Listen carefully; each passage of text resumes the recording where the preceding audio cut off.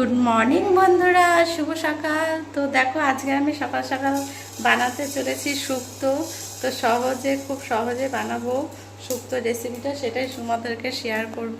দেখো আমি কড়াইতে বসিয়ে দিয়েছি একটু শুক্তো বানানোর জন্য। আমি কড়াইতে একটু সর্ষে আর একটু রাঁধুনি ভেজে নিচ্ছি। নেব কিছুটা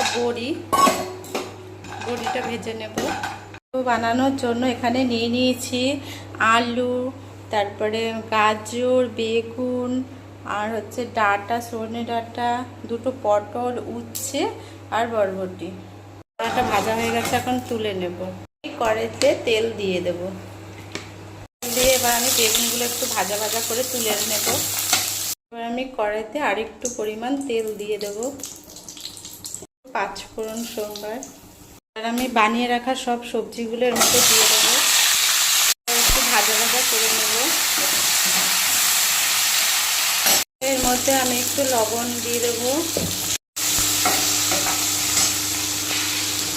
আর দিয়ে দেবো একটুখানি সামান্য হলুদ অনেকে দেয়, অনেকে নাও দেয়, আমি অল্প একটু দিলাম।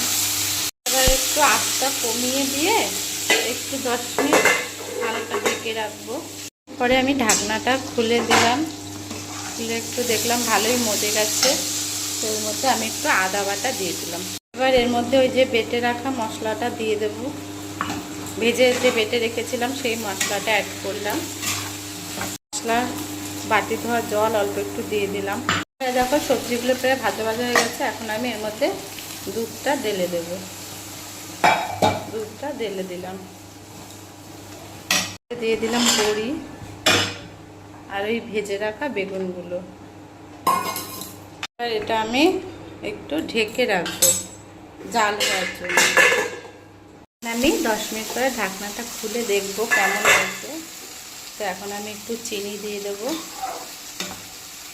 আর লবণটা ঠিকঠাক আছে নাকি একটু দেখে নেব।